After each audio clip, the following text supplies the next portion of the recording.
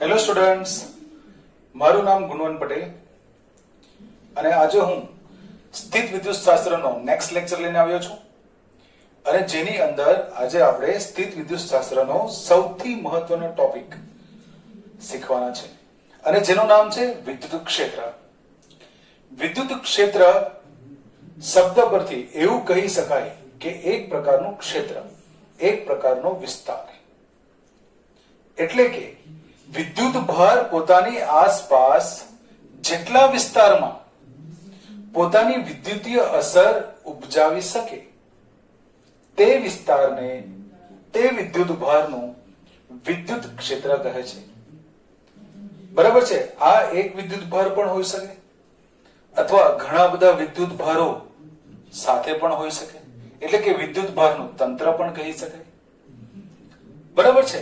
મતલબ કે વિદ્યુત ક્ષેત્ર એટલે કે આપણે એવી રીતે વ્યાખ્યા આપી શકીએ કે વિદ્યુત ભારની આસપાસ જે વિસ્તાર સુધી તે પોતાની વિદ્યુતીય અસર ઉપજાવી શકે તે વિસ્તારને આપેલ વિદ્યુત ભાર અથવા તો વિદ્યુત ભારના તંત્રનું વિદ્યુત ક્ષેત્ર કહે છે.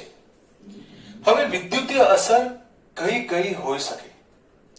વિદ્યુતીય અસર એટલે કે બીજા વિદ્યુત ભાર પર આકર્ષણ બળ લગાડવું, બીજા વિદ્યુત ભાર પર અપાકર્ષણ બળ લગાડવું.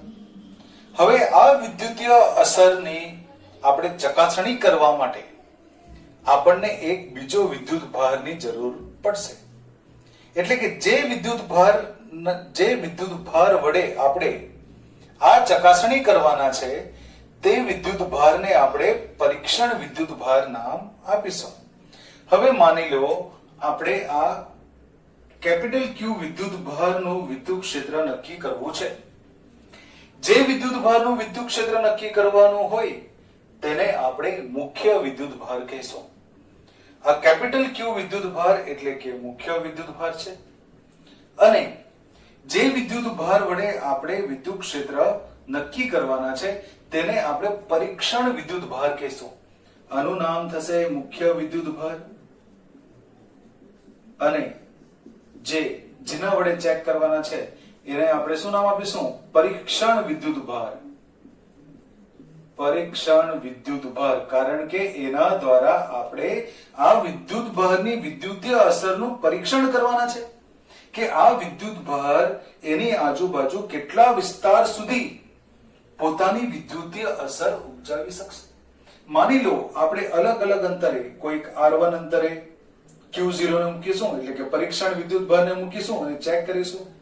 આપણે સામાન્ય રીતે, પરંપરાગત રીતે બંને વિદ્યુત ભારને ધન વિદ્યુત ભાર લઈશું અને જાણીએ છીએ કે ધન વિદ્યુત ભારો વચ્ચે અપાકર્ષણ બળ લાગશે. એટલે Q0 જો અપાકર્ષણ બળ અનુભવે કેપિટલ Q ના કારણે, એટલે આપણે સમજી શકીએ કે આ અંતરે આ વિદ્યુત ભાર પોતાની વિદ્યુતીય અસર બતાવી રહ્યું છે. ધારો કે હવે અંતર બદલીશું, R1 થી R2 આવી જશે. Q0 વિદ્યુત ભાર અલગ અલગ સ્થાને મૂક્યા બાદ આપણે ચેક કરીશું. માની લો કે મહત્તમ R અંતર સુધી આ Q0 પોતાની વિદ્યુતીય અસર ઉપજાવી શકે છે. જો આપણે એનાથી થોડું વધારે અંતર લઈ લઈએ તો આ વિદ્યુતીય અસર ઝડપથી ઘટીને શૂન્ય થઈ શકે છે. બરાબર છે? તો જે મહત્તમ વિસ્તાર, હવે આ અંતર આપણને મળી ગયું, એ અંતરને લઈને આપણે એક ગોળાકાર એક ક્ષેત્ર રચીશું કે જેની અંદર આ Q0 વિદ્યુત ભારને કોઈ પણ સ્થાને મૂકવામાં આવે તો એના પર આ વિદ્યુત ભાર વડે વિદ્યુતીય અસર જોવા મળશે. પરંતુ મહત્તમ R અંતર સુધી જોવા મળે છે. જો એના કરતા થોડું અંતર વધારી દઈએ તો આ વિદ્યુતીય અસર ઝડપથી ઘટીને શૂન્ય થઈ જશે. બરાબર છે? એટલે આપણે તેને અવગણી શકીશું. એટલે કહી શકીએ કે આ જે વિસ્તાર છે, ગોળાકાર વિસ્તાર, એ વિસ્તાર શું છે? કેપિટલ Q વિદ્યુત ભારનું વિદ્યુત ક્ષેત્ર છે. આપણે ત્રિપરિમાણમાં વિચારી લઈએ તો માની લો આ મારી મુઠ્ઠી પર એક વિદ્યુત ભાર છે અને એ વિદ્યુત ભાર પોતાની આસપાસ જેટલા વિસ્તાર સુધી એક ગોળાકાર કવચ વિચારી લો, એક ગોળો વિચારી લો કે જે વિસ્તાર સુધી પોતાની વિદ્યુતીય અસર ઉપજાવી શકે તે વિસ્તારને તે વિદ્યુત ભારનું વિદ્યુત ક્ષેત્ર કહે છે. અને જો આપણે એ ગોળાની જે ગોળીય કવચ આપણે લીધું છે એની બહારના વિસ્તારમાં મૂકવામાં આવશે તો એના પર અસર કેવી થઈ હશે? તરત ઘટીને શૂન્ય થઈ શકશે. બરાબર, અવગણી શકાય એટલી થઈ જશે, જેને આપણે ગણતરીમાં લઈ શકતા નથી, એટલે આપણે શૂન્ય પણ લઈ શકીએ. બરાબર છે. તો આવી રીતે જે વિસ્તાર સુધી આપેલો વિદ્યુત ભાર પોતાની વિદ્યુતીય અસર ઉપજાવી શકે તે વિસ્તારને તે વિદ્યુત ભારનું શું કહે છે? વિદ્યુત ક્ષેત્ર કહે છે. બરાબર છે. એટલે આપણે એટલું તો સમજી ગયા કે ભાઈ આ Q0 વિદ્યુત ભાર આ કેપિટલ Q ની વિદ્યુતીય અસરને અનુભવી રહ્યું છે. તો માની લો આપેલા બિંદુ આગળ, આ P બિંદુ આગળ આ કેપિટલ Q વિદ્યુત ભારની વિદ્યુત ક્ષેત્રની તીવ્રતા કેટલી હશે? એટલે કે આ અસર કેટલા મૂલ્ય ધરાવતી હશે કેવી રીતે ખબર પડશે? જો એ જાણવું હોય તો આપણે આ વિદ્યુત ક્ષેત્રની તીવ્રતા વિશે વાત કરવું પડે. અને આ વિદ્યુત ક્ષેત્રની તીવ્રતા એકદમ સરળ રીતે વ્યાખ્યાયિત કરી શકીએ છીએ. અને જે કંઈક આવી રીતે થશે કે આપણે લખી શકીએ કે આપેલા બિંદુએ, કોઈ પણ બિંદુએ આપણે વિદ્યુત ક્ષેત્રની તીવ્રતા જો નક્કી કરવું હોય તો આપણે લખીશું કે આપેલા બિંદુએ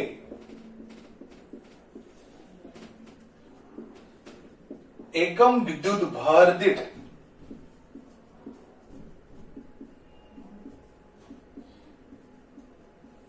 લાગતું અથવા લાગતા વિદ્યુત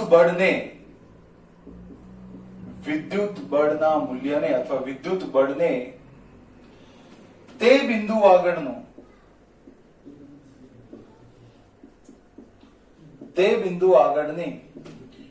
આપેલ વિદ્યુત ભારને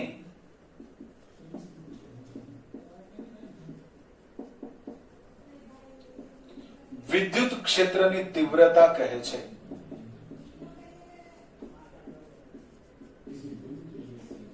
વિદ્યુત ક્ષેત્રની તીવ્રતા કહે છે. હવે તેને શાના દ્વારા દર્શાવાશે? તો એને આપણે કેપિટલ E દ્વારા દર્શાવીશું. તેને કેપિટલ E દ્વારા દર્શાવાય છે. માની લો r અંતરે આપણે એવું લખી શકીએ કે કોઈ r અંતરે વિદ્યુત ક્ષેત્રની તીવ્રતા એકદમ સરળ છે. E બરાબર E કયા અંતરે? r અંતરે ઇઝ ઇક્વલ્સ ટુ F એકમ વિદ્યુત ભાર, એટલે કે r અંતરે રહેલા વિદ્યુત ભાર પર લાગતું બળ, અને એકમ વિદ્યુત ભાર મતલબ વિદ્યુત ભાર મૂલ્ય વડે ભાગી દેવું પડશે. આ Q0 શું છે? તો પરીક્ષણ વિદ્યુત ભાર લખીશું, જ્યાં Q0 બરાબર પરીક્ષણ વિદ્યુત ભાર. એકદમ સરળ છે. તેનો SI યુનિટ પણ લખી શકીએ. તેનો SI યુનિટ અથવા તો SI એકમ આપણે કહીશું બળ એટલે કે ન્યૂટન, અને છેદમાં વિદ્યુત ભાર એટલે કુલમ, એટલે ન્યૂટન પર કુલમ આવશે. તેનું પારિમાણિક સૂત્ર એકદમ સરળ છે. ન્યૂટન એટલે આપણે મેળવી શકીએ m1 l1 t-2 અને કુલમ ઇન્વર્સ, કુલમ એટલે a1 t1 ઇન્વર્સ એટલે -1, એટલે મળી જશે m1 l1 t-2 અને આ -1 એટલે -3 a -1 થશે. એકદમ સરળ છે. પારિમાણિક સૂત્ર પણ ખબર પડી ગઈ. હવે એની દિશા કઈ હશે? એ તો સદિશ રાશિ છે, કારણ કે બળ સદિશ રાશિ છે. તો આપણે એવું કહી શકીએ કે એની દિશા એ બળની દિશામાં હોય છે, એટલે લખીશું E ની દિશા, સદિશ E ની દિશા F ની દિશામાં હોય છે. F ની દિશામાં હોય છે. એકદમ સરળ, ઇઝીએસ્ટ. બરાબર છે બાળકો? તો તમે સરળતાથી આ વ્યાખ્યા આપી શકો, વિદ્યુત ક્ષેત્રની તીવ્રતા પણ સમજી શકો, અને એ વિદ્યુત ક્ષેત્રની તીવ્રતાનું સૂત્ર શું છે એ સમજી લઈએ. સાથે એમાં Q0 શું છે? પરીક્ષણ વિદ્યુત ભાર. હવે આપણે એ વિચારીશું કે આ પરીક્ષણ વિદ્યુત ભારનું મૂલ્ય કેવું હોવું જોઈએ. આપણા મુખ્ય વિદ્યુત ભાર કરતા મોટું, મુખ્ય વિદ્યુત ભાર કરતા નાનું, બરાબર છે, એ આપણે સૌથી પહેલા જોઈ લેશું. તો એના કેટલાક મુદ્દાઓ આવશે એ આપણે જોઈએ. આ સૌથી પહેલા તમે કોપી કરી લો, સરળ છે. પરીક્ષણ વિદ્યુત ભારનું મૂલ્ય ખૂબ જ સૂક્ષ્મ હોવું જોઈએ, કારણ કે જો એનું મૂલ્ય સૂક્ષ્મ ના હોય તો જ્યારે આપણે મુખ્ય વિદ્યુત ભારનું મૂલ્ય કરતા પરીક્ષણ વિદ્યુત ભારનું મૂલ્ય જો વધારે રાખીશું તો આ વિદ્યુત ભાર મુખ્ય વિદ્યુત ભારથી r અંતરે જો આપણે વિદ્યુત ક્ષેત્રની તીવ્રતા નક્કી કરવા જઈએ તો આ મુખ્ય વિદ્યુત ભાર પોતાનું સ્થાન બદલી જશે, કારણ કે આ વિદ્યુત ભારનું મૂલ્ય વધારે છે. બરાબર, એ વિદ્યુત ભારનું મૂલ્ય વધારે હોવાના કારણે એ આ વિદ્યુત ભારનો વિદ્યુત ક્ષેત્રની તીવ્રતા નક્કી કરવા માટે ઉપયોગમાં લઈ શકાશે નહીં. જો આપણે લઈ લઈએ તો શું થશે કે આ વિદ્યુત ભાર આ આપેલા મુખ્ય વિદ્યુત ભારનું સ્થાન બદલી દેશે, એટલે કે એની સંરચનામાં ફેરફાર જોવા મળશે. એટલે કે આ મુખ્ય વિદ્યુત ભારનું વિદ્યુત ક્ષેત્ર આપણે ચોક્કસ રીતે આ અંતરે r અંતરે નક્કી કરી શકીશું નહીં, કારણ કે જો એનું r અંતરે વિદ્યુત ક્ષેત્રની તીવ્રતાનું મૂલ્ય નક્કી કરવું હોય તો એને પોતાનું સ્થાન બદલવું જોઈશે નહીં. પરંતુ અહીંયા શું થઈ રહ્યું, જો આપણે આનું મૂલ્ય વધારે લેશું તો આ સ્થાન બદલી દેશે. એટલે કે એ જો જે મુખ્ય વિદ્યુત ભાર છે પોતાનું સ્થાન બદલી દેશે એટલે એની સંરચના બદલાઈ જશે. જો એ પોતાનું સ્થાન બદલી દેશે તો પછી r અંતર પણ બદલાઈ જશે. એટલે કે આપણે આ વિદ્યુત ભારનું વિદ્યુત ક્ષેત્ર ચોક્કસ રીતે નક્કી કરી શકતા નથી. તો આપણે એ લખીશું કે પરીક્ષણ વિદ્યુત ભારનું મૂલ્ય ખૂબ જ સૂક્ષ્મ હોવું જોઈએ, કારણ કે જો પરીક્ષણ વિદ્યુત ભારનું મૂલ્ય વધુ હોય તો મુખ્ય વિદ્યુત ભાર ની સંરચનામાં ફેરફાર જોવા મળે છે અથવા ફેરફાર થશે, અને તેથી મુખ્ય વિદ્યુત ભારનું વિદ્યુત ક્ષેત્રની તીવ્રતા ચોક્કસ રીતે નક્કી કરી શકાતી નથી.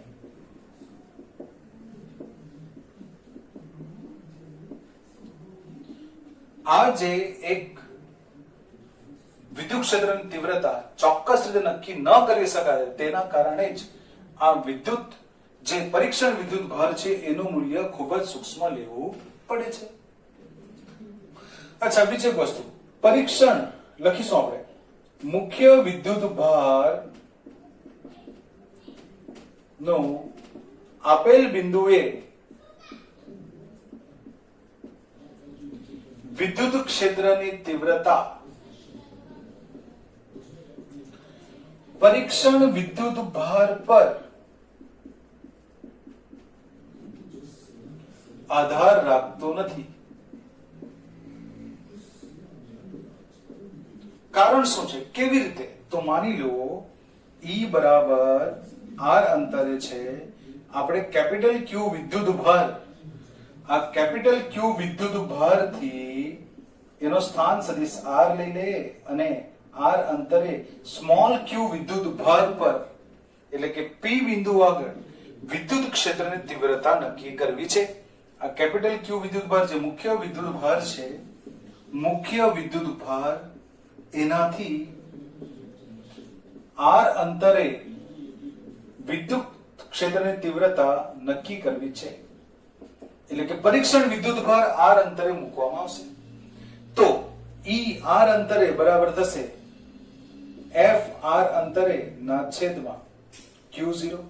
f નું સૂત્ર શું છે કે q1 એટલે કેપિટલ Q, q2 એટલે q0, કુલમ્બનો નિયમ વાપરીશું, k q1 એટલે q, q2 એટલે q0, k q1 q2 ના છેદમાં q1 ની જગ્યાએ q છે, q2 ના સ્થાને q0 છે, એટલે કે ક્યુ Q0 ના છેદમાં R સ્ક્વેર અને એની દિશા R કેપ થશે. છેદમાં છે Q0 કેન્સલ થઈ જશે એટલે આવશે કે Q ના છેદમાં R square into R cap. જે શું દર્શાવે છે કે આપેલ વિદ્યુત ભારનું R અંતરે વિદ્યુત ક્ષેત્રની તીવ્રતા એ પરીક્ષણ વિદ્યુત ભારથી સ્વતંત્ર છે.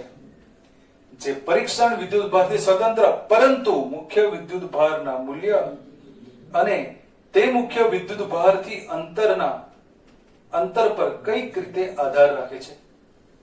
એકદમ સરળ. આ બંને મુદ્દા તમારે ખાસ યાદ રાખવા જેવા છે.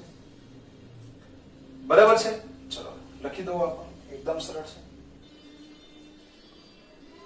હવે આપણે બિંદુવત વિદ્યુત ભારનું વિદ્યુત ક્ષેત્ર નક્કી કરીશું. ઓલરેડી આપણે કર્યું છે, થોડું વ્યવસ્થિત રીતે લખી દઈએ તો લખી શકીએ કે બિંદુવત વિદ્યુત ભારનું હેડિંગ આપી દઈએ તો આપણે કે બિંદુવત વિદ્યુત ભારનું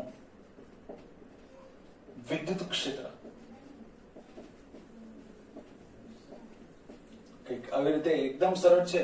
જે વિદ્યુત ભારનું વિદ્યુત ક્ષેત્ર નક્કી કરવું છે તેને આપણે ઉગમ બિંદુ પર લેશું. સંદર્ભ બિંદુ તરીકે ઉગમ બિંદુ લેવામાં આવે એટલે ઉગમ બિંદુ પર આપણે કેપિટલ Q વિદ્યુત ભારને લઈ લઈએ. આ x અક્ષ, y અક્ષ, z અક્ષ અને આ કેપિટલ Q વિદ્યુત ભારથી r અંતરે આવેલા P બિંદુ આગળ આપણે વિદ્યુત ક્ષેત્રની તીવ્રતા નક્કી કરવી છે. આ બિંદુવત વિદ્યુત ભાર છે. r અંતરે વિદ્યુત ક્ષેત્રની તીવ્રતા નક્કી કરવી છે. r અંતરે આવેલા બિંદુ જે P છે તે સ્થાને આપણે પરીક્ષણ વિદ્યુત ભાર મૂકીશું. એકદમ સરળ છે. આને આપણે ઇલેબોરેટ એટલે કે આપણે વિસ્તારપૂર્વક લખી શકીએ. આ આકૃતિનું વિસ્તરણ કરી શકીએ આપણે સરળતાથી કે આકૃતિમાં દર્શાવ્યા મુજબ મુખ્ય વિદ્યુત ભાર Q ને દરેક જણાએ નોટબુકમાં આવી રીતે લખવાનું છે કે મુખ્ય વિદ્યુત ભાર આકૃતિમાં દર્શાવ્યા મુજબ મુખ્ય વિદ્યુત ભાર Q ને ત્રિપરિમાણીય અક્ષોના ઉગમ બિંદુ પર મૂકવામાં આવે છે. આ વિદ્યુત ભારથી r અંતરે આવેલા P બિંદુ આગળ વિદ્યુત ક્ષેત્રની તીવ્રતા નક્કી કરવી છે. આ P બિંદુ આગળ જો પરીક્ષણ વિદ્યુત ભાર Q0 મૂકવામાં આવે તો પરીક્ષણ વિદ્યુત ભાર પર લાગતું બળ એટલે કે કુલંબ બળ એકદમ સરળ છે.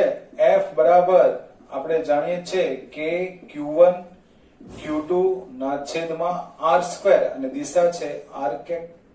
દૂર ચરત ગતિ દિશામાં એટલે સદિશ R ની દિશામાં થશે. માટે P બિંદુ આગળ વિદ્યુત ક્ષેત્રની તીવ્રતા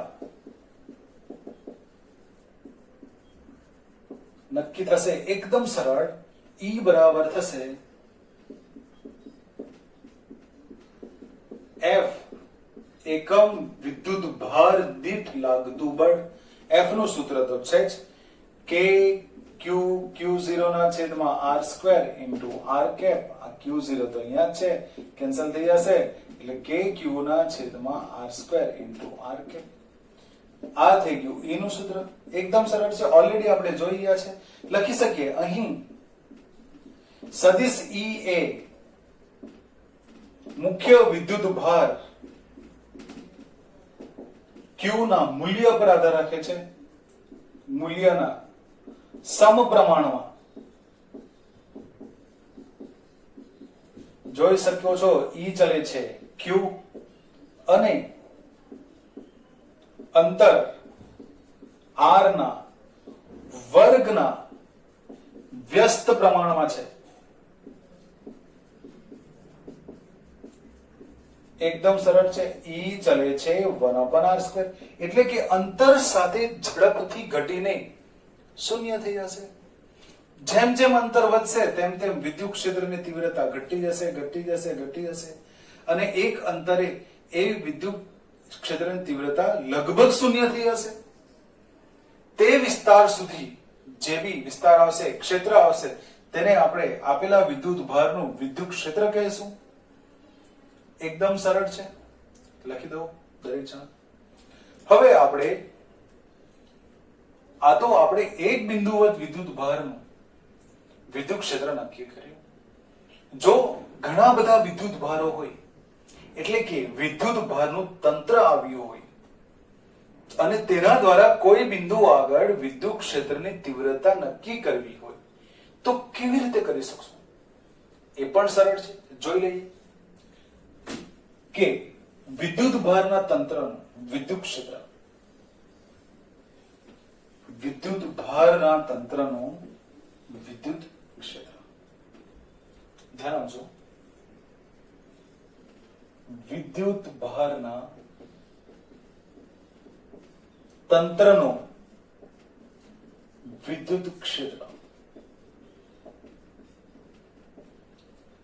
એકદમ સરળ છે. દરેક જણા ધ્યાન આપજો. હવે આપણે એક કરતા વધારે વિદ્યુત ભારો લઈશું અને આ વિદ્યુત ભારો વડે કોઈ ચોક્કસ બિંદુ આગળ વિદ્યુત ક્ષેત્રની તીવ્રતા નક્કી કરવાના છે. એકદમ સરળ છે. દરેક જણા ધ્યાન આપજો. એકદમ ઈઝી છે.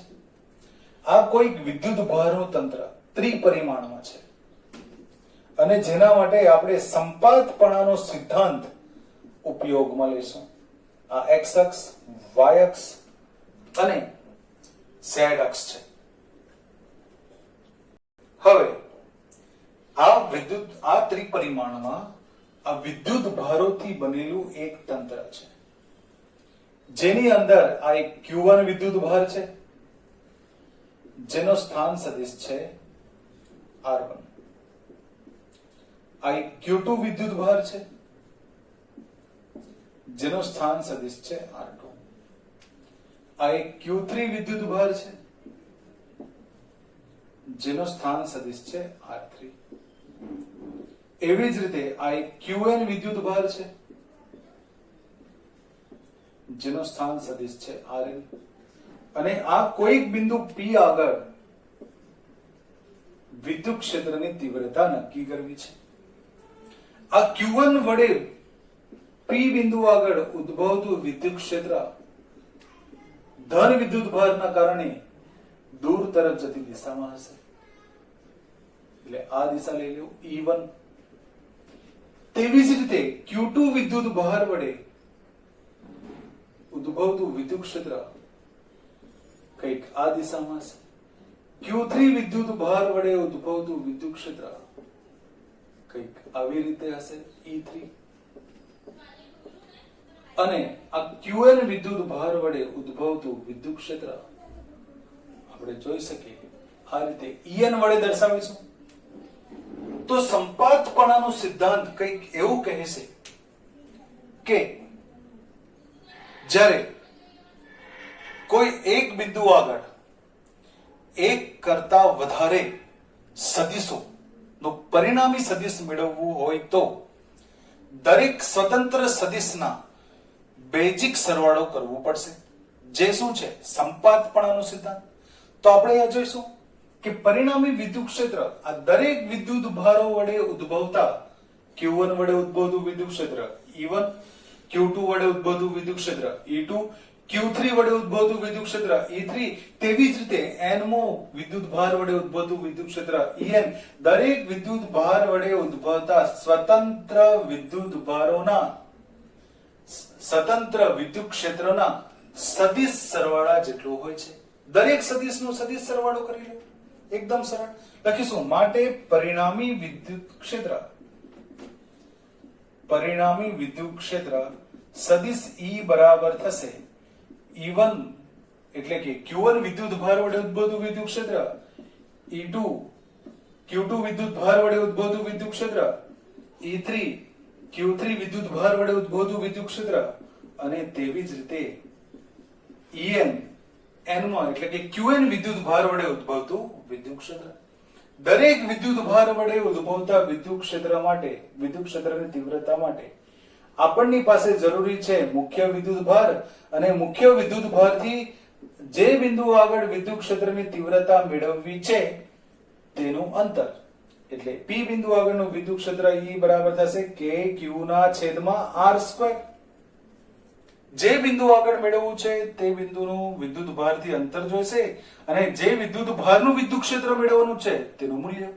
અહીં જો કેપિટલ Q નો વિદ્યુત ભાર, કેપિટલ Q વિદ્યુત ભારનો r અંતરે આવેલા P બિંદુ આગળ જો વિદ્યુત ક્ષેત્રની તીવ્રતા મેળવવી હોય તો તે વિદ્યુત ભારનું મૂલ્યની જરૂર પડશે અને તે બિંદુ વિદ્યુત ભારથી બિંદુનું અંતરની જરૂર પડશે. હવે અહીંયા શું છે? Q1 નું P બિંદુ આગળનું વિદ્યુત ક્ષેત્ર E1 છે તો Q1 થી P બિંદુ સુધીનું અંતર આપણને જોઈશે. Q2 માટે E2 માટે Q2 થી P બિંદુનું અંતર જોઈશે. E3 માટે Q3 થી P બિંદુનું અંતર જોઈશે.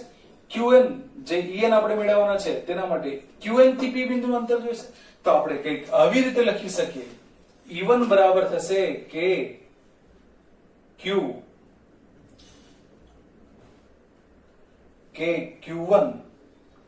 થી P બિંદુનું અંતર લેશું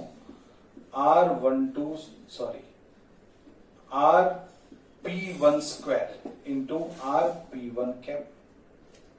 ચાલો E2 માટે શું થશે? KQ2 ના છેદમાં ક્યાંથી અંતર P થી 2 Rp2 સ્ક્વેર ઇન્ટુ શું થશે? Rp2 cap. તેવી જ રીતે આ શું થશે? KQ3 ના છેદમાં Rp3 square into Rp3 cap. દિશા દર્શાવે છે. તેવી જ રીતે En શું થશે? KQN ના છેદમાં Rpn સ્ક્વેર ઇન્ટુ શું થશે? Rpn cap. Q1 થી P નું અંતર Rp1, Q2 થી P નું અંતર Rp2, Q3 થી P નું અંતર Rp3. દરેક માટે અંતર, દરેક વિદ્યુત ભારથી અંતર અને તેના માટેની દિશા દર્શાવી છે. જો આપણે આને એક સરળ સ્વરૂપમાં લખીએ તો કંઈક આવી રીતે લખી શકાય. ટૂંકમાં સિગ્મા I બરાબર 1 થી લઈને n સુધી KQI ના છેદમાં RPI square into RPI cap. એકદમ સરળ છે. 1 થી n સુધીના વિદ્યુત ભારો વડે ઉદ્ભવતું પરિણામી વિદ્યુત ક્ષેત્ર આપણે આ સૂત્ર દ્વારા શોધી શકીએ. જો I બરાબર 1 થી લઈને 5 લેશું તો KQ1 ના એટલે E1 E2 E3 એમ E5 સુધી સરવાળો કરવો પડશે. એટલે સૂત્ર કંઈક આવી રીતે KQ1 ના છેદમાં Rp1 સ્ક્વેર પ્લસ KQ2 ના છેદમાં Rp2 સ્ક્વેર, KQ3 ના છેદમાં Rp3 સ્ક્વેર, એવી રીતે KQ5 ના છેદમાં Rp5 સ્ક્વેર સુધી લેવું પડશે. જો 5 વિદ્યુત ભારો હોય તો બરાબર છે બાળકો. તો આ એક વિદ્યુત ભારના તંત્ર વડે ઉદ્ભવતું વિદ્યુત ક્ષેત્ર છે. દરેક જણા કોપી કરી લો. સરળ છે એકદમ. કોઈ વિદ્યુત ભાર કે વિદ્યુત ભારથી બનેલા તંત્રનું વિદ્યુત ક્ષેત્રને દર્શાવવા માટે હવે આપણે એક કાલ્પનિક વિચારણા કરીશું અને એ કાલ્પનિક વિચારણા માટે આપણને વિદ્યુત ક્ષેત્ર રેખાની જરૂર પડશે. અને એ વિદ્યુત ક્ષેત્ર રેખાની વ્યાખ્યા એકદમ સરળ છે કે ધારો કે કોઈ વિદ્યુત ભાર કે વિદ્યુત ભારના તંત્રને ના વિદ્યુત ક્ષેત્રને દર્શાવવા માટે એવો કાલ્પનિક વક્ર, વિદ્યુત ક્ષેત્ર રેખા એટલે કે એક કાલ્પનિક વક્ર કે જેના દરેક બિંદુ આગળ વિદ્યુત ક્ષેત્રની દિશા તે બિંદુ આગળ દોરેલા સ્પર્શકની દિશામાં હોય છે. એટલે કંઈક આ રીતે માની લો આ કોઈક વિદ્યુત ભાર ધન અને ઋણ વડે બનતા તંત્રનું વિદ્યુત ક્ષેત્ર રેખા દર્શાવી છે કે જેમાં કોઈ બિંદુ આગળ ઉદ્ભવતું વિદ્યુત ક્ષેત્ર, ધારો કે P બિંદુ આગળ ઉદ્ભવતું વિદ્યુત ક્ષેત્રની દિશા તે બિંદુ આગળ આ કાલ્પનિક વક્રને દોરેલા સ્પર્શકની દિશામાં હશે. આવા કાલ્પનિક વક્રને શું કહેવાશે? વિદ્યુત ક્ષેત્ર રેખા. એટલે આપણે એવું સમજવાનું છે વિદ્યુત ક્ષેત્ર રેખા એટલે કે કાલ્પનિક વક્ર જે વિદ્યુત ક્ષેત્રને દર્શાવવા માટે ઉપયોગમાં લઈ શકાશે. બરાબર છે. હવે આ આપણે P બિંદુ આગળનું વિદ્યુત ક્ષેત્ર EP જે તે બિંદુ આગળ વક્રને દોરેલા સ્પર્શકની દિશામાં છે. ધારો કે Q બિંદુ આગળનું નક્કી કરવું હોય તો તે બિંદુ આગળ વક્રને દોરેલા સ્પર્શકની દિશામાં હશે. એકદમ સરળ છે. બરાબર. એટલે કે વિદ્યુત ક્ષેત્ર રેખા એટલે કે કાલ્પનિક વક્ર, એવો કાલ્પનિક વક્ર કે જેના દરેક બિંદુ આગળ વિદ્યુત ક્ષેત્રની દિશા તે બિંદુ આગળ દોરેલા વક્રને દોરેલા સ્પર્શકની દિશામાં હોવું જોઈએ. હવે એની કોઈક તો લાક્ષણિકતા હશે. બરાબર છે કે ધન વિદ્યુત ભાર માટે આપણને વિદ્યુત ક્ષેત્રની દિશા કેવી લેવી પડશે, એની ક્ષેત્ર રેખાઓ કેવી હશે, હવે આપણે જોઈશું. એકદમ સરળ છે, આ લખી દો. ચાલો ધ્યાન આપજો. વિદ્યુત ક્ષેત્ર રેખાની લાક્ષણિકતા એકદમ સરળ છે. વિદ્યુત ક્ષેત્ર રેખાની લાક્ષણિકતાઓ.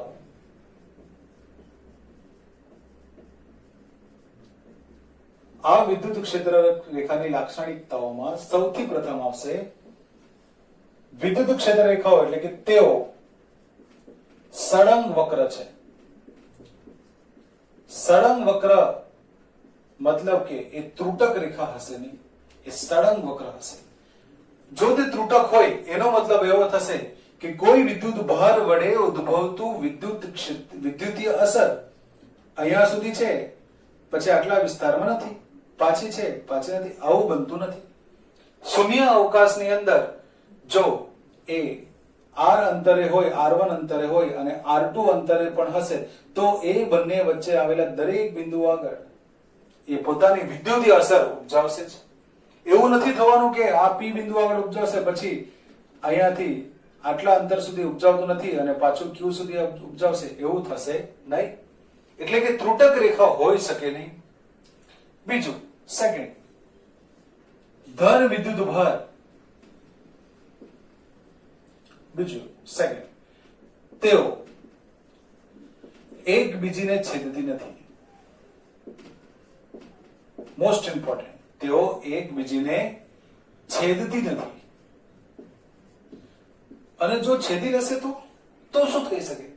કોઈ એક જ વિદ્યુત ભાર વડે ઉદ્ભવતી વિદ્યુત ક્ષેત્ર રેખાઓ જો એક બિંદુ આગળ કોઈ બિંદુ આગળ છેદી લેશે તો છેદ બિંદુ આગળ આ વક્ર રેખા વડે, આ ક્ષેત્ર રેખા વડે વિદ્યુત ક્ષેત્રની દિશા એને સ્પર્શકની દિશામાં હશે અને આ ક્ષેત્ર રેખાના આધારે એને સ્પર્શકની દિશામાં રહેશે. આમ જોવા જઈએ તો કોઈ બિંદુ આગળ એક વિદ્યુત ભાર વડે બે જુદી જુદી દિશાઓમાં આપણને વિદ્યુત ક્ષેત્ર મળે છે, જે શક્ય નથી. એ લખીશું આપણે, જો તેઓ છેદે તો છેદ બિંદુ આગળ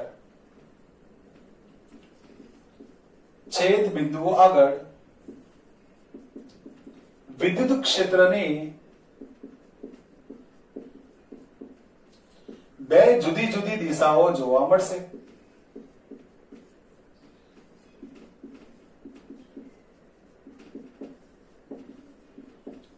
જે શક્ય નથી. કારણ કે કોઈ એક વિદ્યુત ભાર વડે આપણને એક જ દિશામાં મળશે, કોઈ વિદ્યુત ભારના તંત્ર વડે પણ કોઈ એક બિંદુ આગળ એક જ દિશામાં મળશે, જુદી જુદી દિશામાં મળતું નથી. એકદમ સરળ છે. થર્ડ,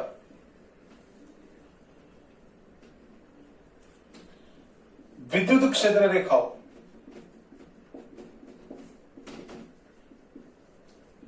બંધ ગાળા રચતી નથી.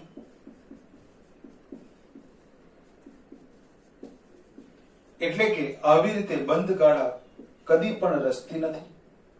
નેવર, તે કોઈ પણ દિવસ બંધ ગાળા રચશે નહીં. કારણ કે ધન વિદ્યુત ભાર માટે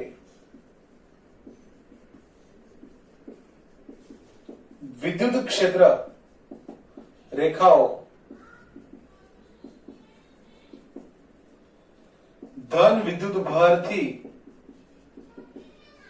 શરૂ કરી અનંત અંતર સુધી અથવા અનંત વિસ્તારમાં વિસ્તરે છે.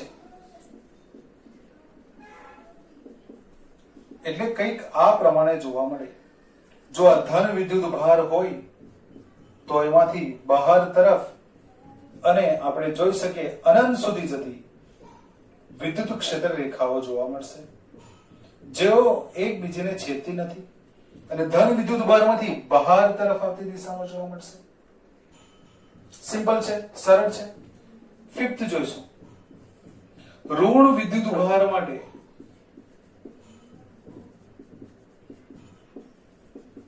વિદ્યુત ક્ષેત્ર રેખાઓ અનંત વિસ્તારમાંથી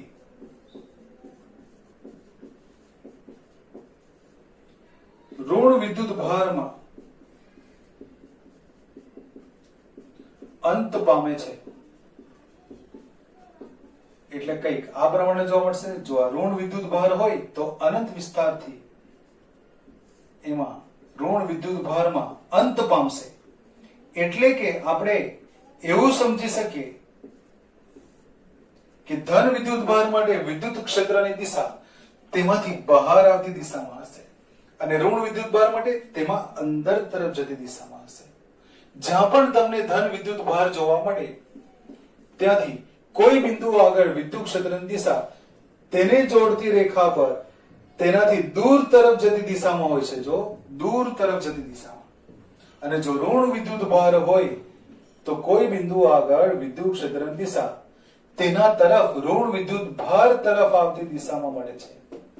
આ E પ્લસ અને આ થશે E માઇનસ. આ આપણને દિશાઓ નક્કી કરવા માટે ખૂબ જ ઉપયોગી નીવડશે.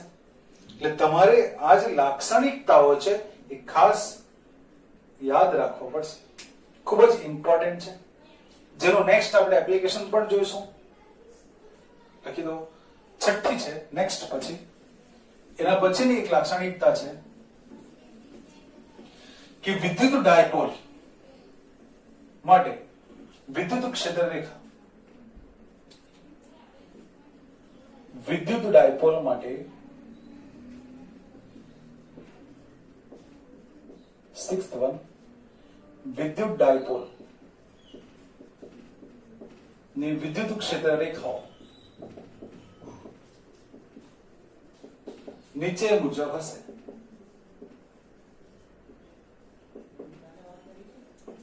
ધનમાંથી બહાર આવશે અને ઋણમાં શું થશે? અંત પામશે.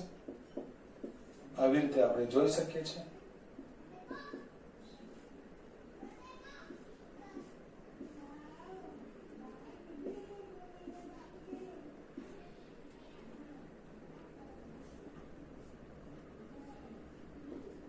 ઋણ માટે અંદર તરફ, ધન માટે બહાર તરફ, કંઈક આ પ્રમાણે જોઈ મળશે. પછી નેક્સ્ટ આવશે વિદ્યુત ક્ષેત્ર રેખાઓ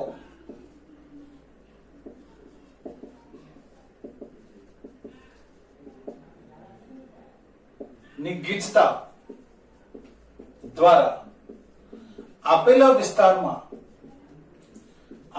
વિસ્તારમાં વિદ્યુત ક્ષેત્રની પ્રબળતા